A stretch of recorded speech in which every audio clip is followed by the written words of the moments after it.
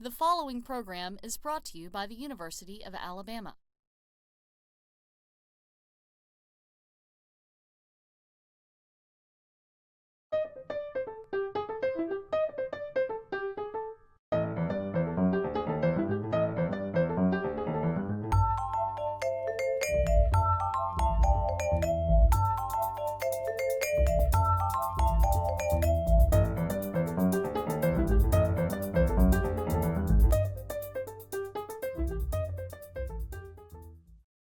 Jeffrey Stepakoff spent some 13 years in Hollywood as a TV screenwriter on shows like Dawson's Creek.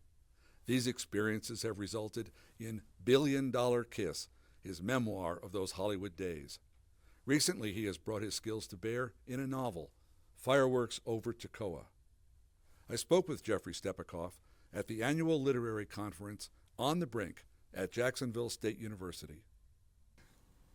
Jeffrey, it's nice to see you. Good to see you as well. I've enjoyed your two books, and I've been looking forward to this conversation now for several weeks.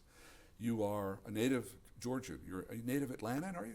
Well, I consider myself a native. I mean, technically, I'm born in the north, but I moved down to Atlanta when I was 6 and raised there. So, I mean, Georgia in the south is my home. Right. And you had the wisdom to go to school where?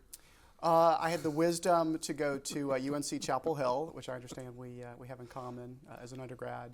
And then Carnegie Mellon for graduate school. At Carnegie Mellon, you were in an MFA program in playwriting. Real playwriting.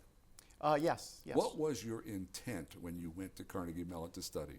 What did you plan to become when you grew up? Well, I mean, how many 22-year-olds think about growing up? Growing up, I suppose, is 24 or 25 when you're 22. I just knew I wanted to write. As an undergraduate, I studied writing.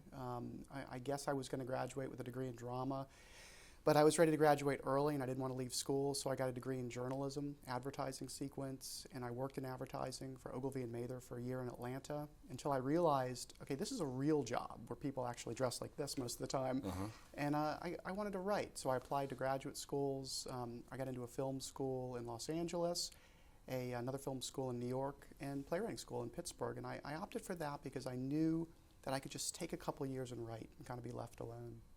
That is why people take MFAs. I think it's, as much as anything, is for the opportunity to do it in a situation where others are doing it around you. I think so. I mean, it's the professional training.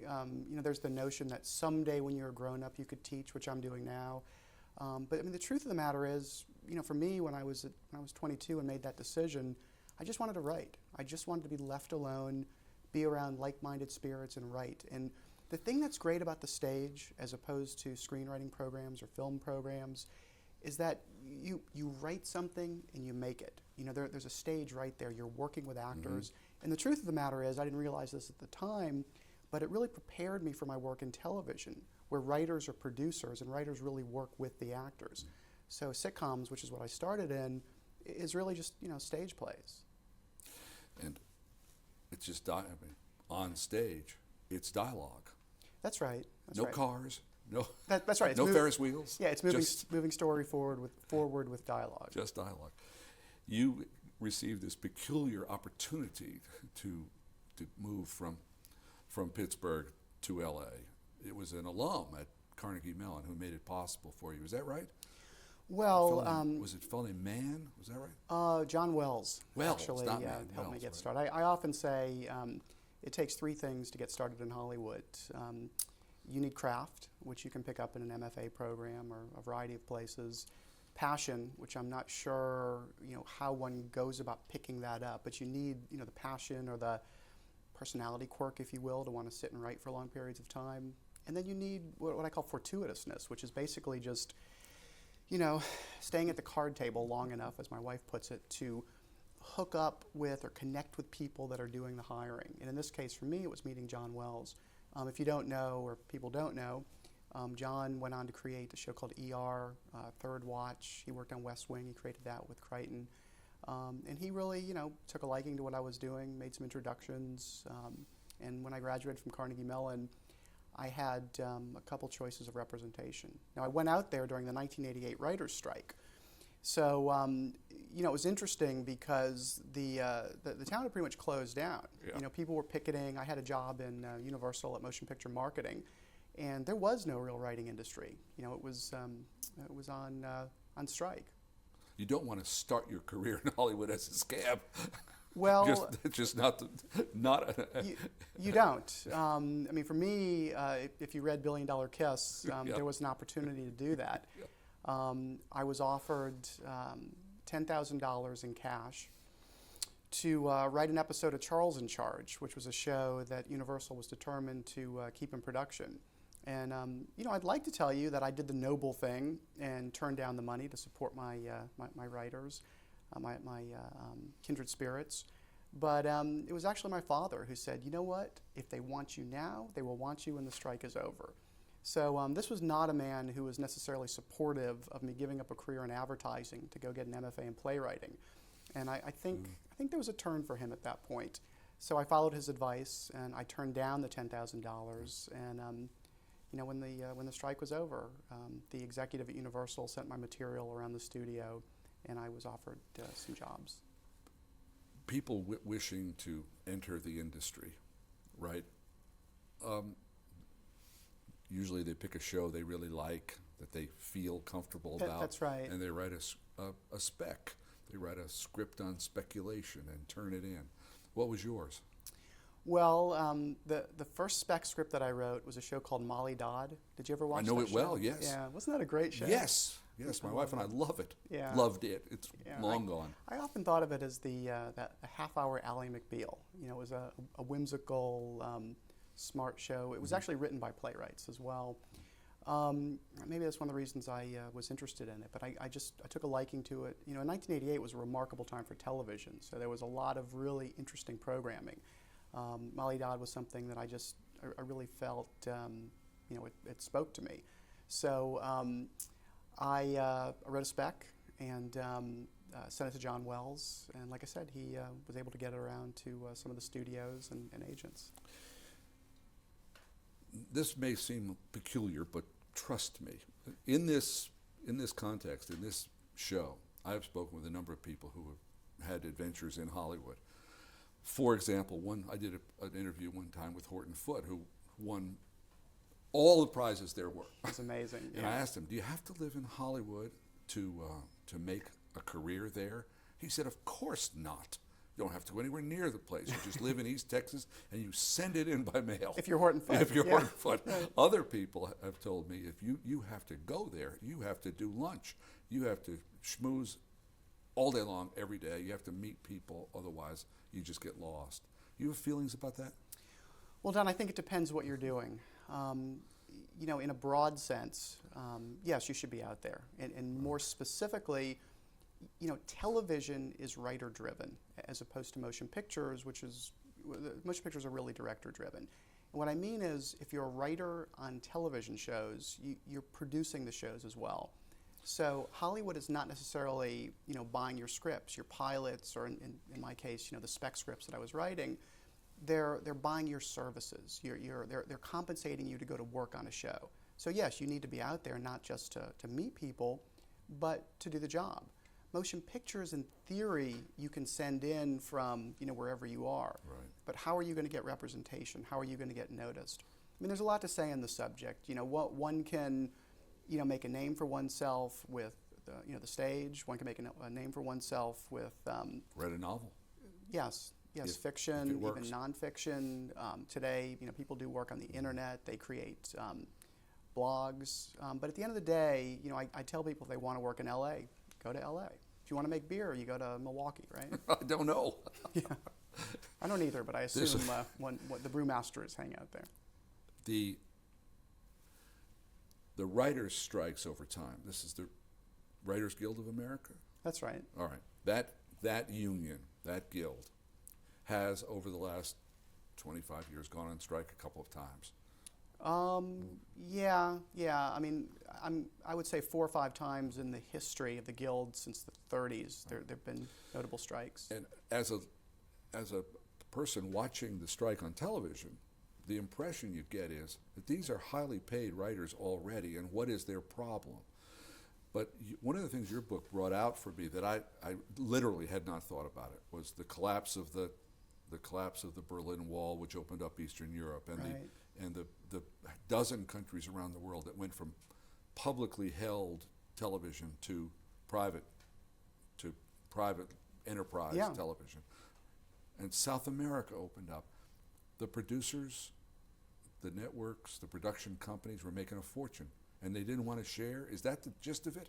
Well, I mean, there's a lot of topics that you're touching on. I mean, for me, the most notable point is when you talk about what writers go on strike about, yes. it's typically very different from what most labor organizations go on strike about. You know, yes, writers are concerned about, overall compensation. In this case, it would be, payments for hourly scripts or payments for working on movies, payments for working on staff television. But general, and health benefits as well, pension benefits. And there were certainly, discussions, and I suppose years ago, strikes about that. But today, writers really strike for their participation in the reusage of their work. Down the stream. Yeah, we're talking about residuals. Yeah, it's huge. Compensation when somebody watches a movie that you wrote on DVD.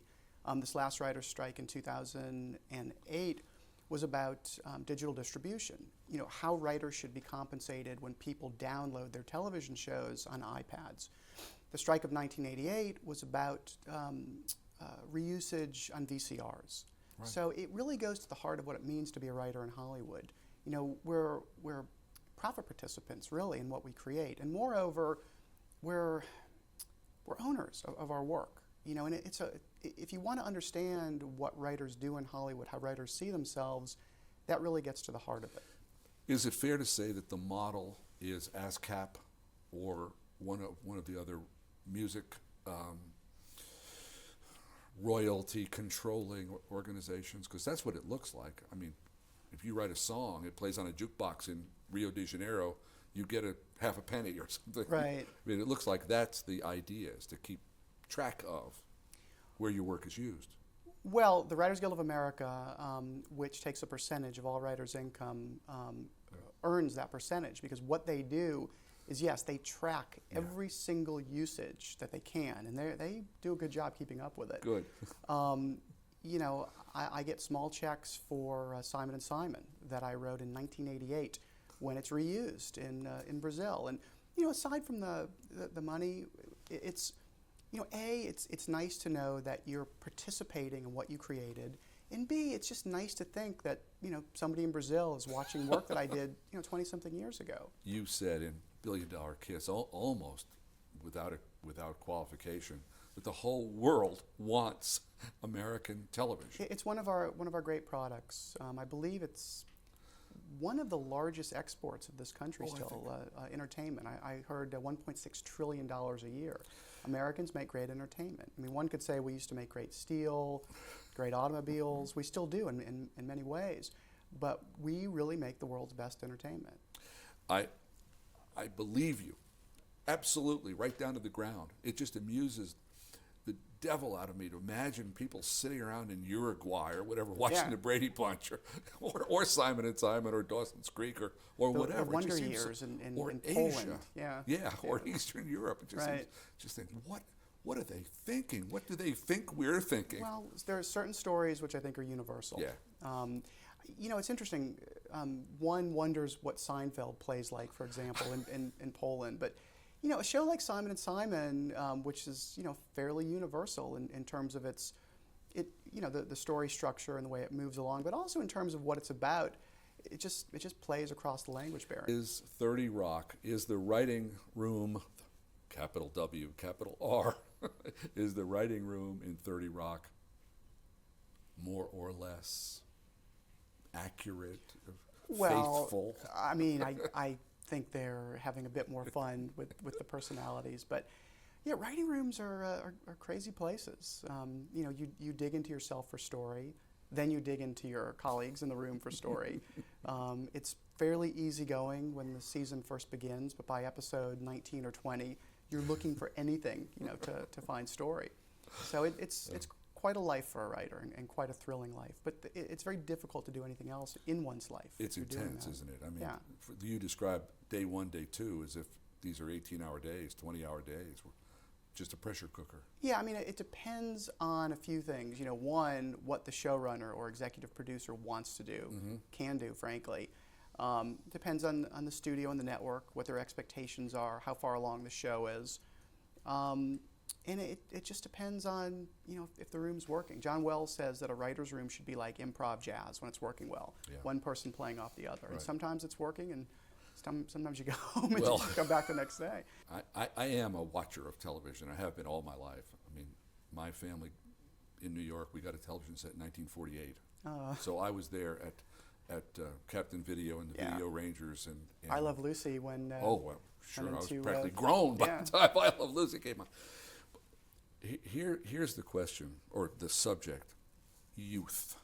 When you see an interview with the Nora Ephrons of the world, not that they're not making $1 million a week, because they are, but the great complaint is that writers, even movie writers, not to mention TV writers, nobody's interested in writers over 35.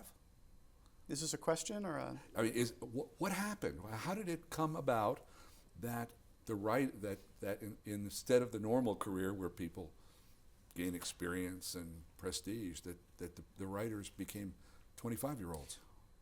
Well, you know, first off, I think it's a misnomer today that writers are in fact all younger than 35. It is. You know, interestingly, right. The Writers Guild keeps wonderful statistics about all of this, which I have tracked a good bit.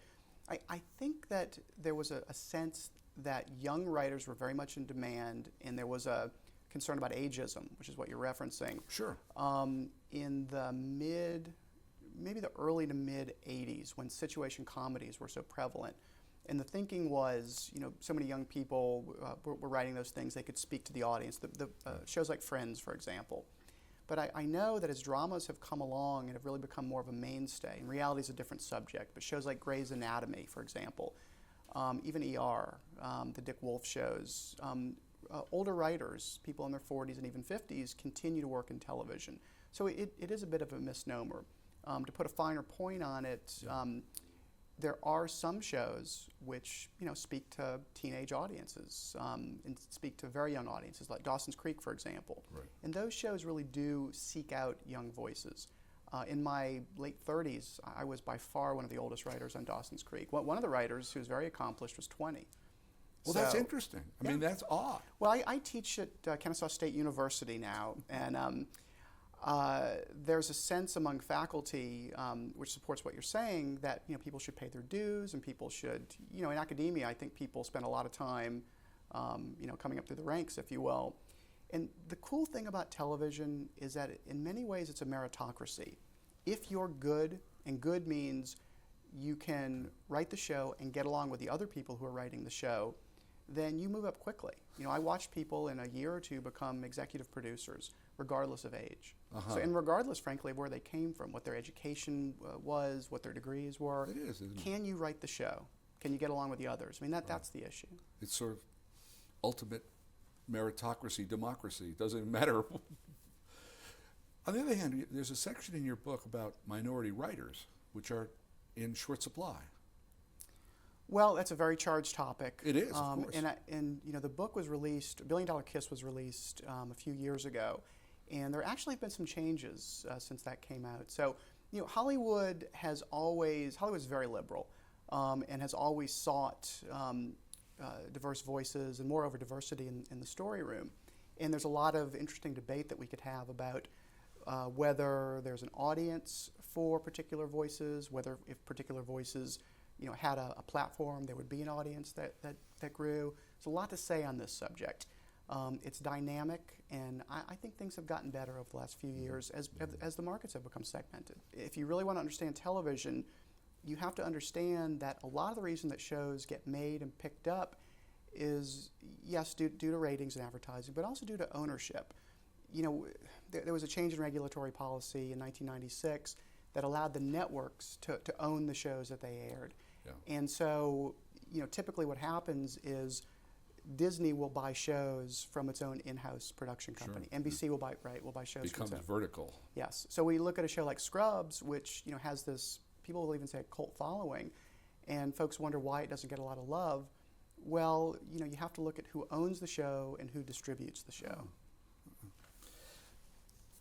I mostly, 9 times out of 10, appalled by what's called reality television. The Big Brother notion, the Survivor show, Right. the Jersey Housewives like of Jersey here and Shore, there then? and the other place. I really think this. I'm going to reveal myself in this awfulest way. I think it is bringing down the general level of American culture.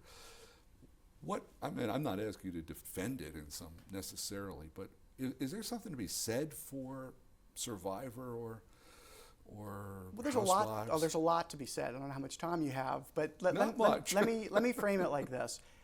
I think today is the best of times, and in some ways the worst of times for television. There's a lot to say about what market segmentation, meaning smaller Yeah. audiences and more Right. cable channels, more channels reaching out to these people, to audiences. What market segmentation is doing. On a positive note, some of the best programming ever is on television right now. And it has very small audiences. You look at a show like Mad Men, for example, which might not have been made 20 years ago. No, I agree totally that the things that are of quality are superb, Right. and I'm a fan. So if people want, whatever, Wife Swap or the Housewives shows, Dancing with the Stars, those shows are there. If people want, the Right. HBO shows, those shows are there. When I did Major Dad, people were very concerned because, I think we had a 25 share early on, which meant, 1 in 4 people. Huge. People were worried about getting picked up. Dawson's Creek was getting, 3 shares, 4 shares, 5 shares, and people were thrilled. So. Right. I read Fireworks Over Toccoa. I enjoyed it. Thank you. I thought, this is camera ready. If this isn't a movie in 5 years, I'll eat my shoes. Okay. Here's a simple question for you. Why are the romantics, Eric Siegel and James Waller and Nicholas Sparks and David Guterson and you, why are these full bore love stories? The four writers I've mentioned and you, because I think you fit in that group. I saw a lot of Bridges of Madison County. Thank you. In Fireworks. Well, good. I'm glad you like that. I do consider that a All right. compliment. Yeah. They're all men. The 5 people, those 4 and you. There's not a woman there. What is that? That's a big question, and I've thought about that a good bit. First off, thank you for putting me in that company. I appreciate it. Well, all those people sold a lot of books, so that's good company. And those shoes look like they would require some serious chewing. So Okay. I appreciate your support. What I've set out to do is really what I've been doing in television, which is tell stories that move people. Mm-hmm. And I'm working very hard to do that kind of storytelling in a way that I hope is smart. So compelling stories, which means specifically page turners if it's fiction. Sure. In television we talk about the teaser moment, which is the moment that makes you want to sit there, and see what happens next. I'm used to writing for people that have their thumb on a remote control. So in fiction, I'm making sure that I'm really creating something that's compelling, that demands you keep reading. And I'm like I said, I'm trying to create worlds that are compelling, evocative, and I'm trying to do it in a way that's smart. Why do men write these love stories? I don't think there's really an answer. I'm just curious. I think there's a lot to say about it. We perhaps we're more sensitive than we get credit for sometimes. We're bound to be more sensitive than we get credit for. Perhaps. I'll speak for myself. I met my wife out in Los Angeles. She's from Atlanta. I feel like I've spent my entire life trying to find her. I knew that she was the person I was looking for. I spend a lot of time listening to Elizabeth. I mean, listening. I'm with her constantly.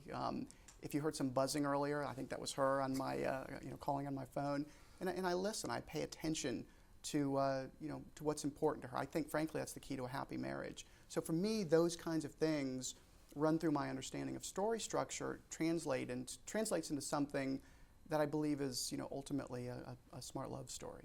You think that men who write good love stories have been smart enough to listen to women? Yeah, I do. I wouldn't be surprised at all. I think they've been smart enough to listen to women. Yeah, I don't know the biographies of the other four particularly. You're a fan of Fireworks? I'm a huge fan of Fireworks. Yeah. And Fireworks Over Toccoa started as a television pilot. The short of it is I had a development deal with 20th Century Fox 2001 to develop ideas for series. My family and I used to watch Fireworks over Magic Mountain Theme Park in Southern California, and I just developed really fond feelings for fireworks and realized this would be an incredible area for a television show. My agents thought it needed more sex and violence and car chases, the pilot I developed, and I held on to it. No. So I think it's an incredible area. No, I think there's a lifetime hallmark in your future. Thank you. I mean, really, it's... Thanks. And not only that, but visually, it's going to be beautiful. And my new novel is called The Orchard, which will be released in this country in July 5th. It's another compelling love story set in the South, more contemporary this time. But for people that like Fireworks Over Toccoa, they will equally respond to The Orchard. I'm looking forward to it. Thanks. Jeffrey, this has been a pleasure. Thank you Thanks, very Don. much.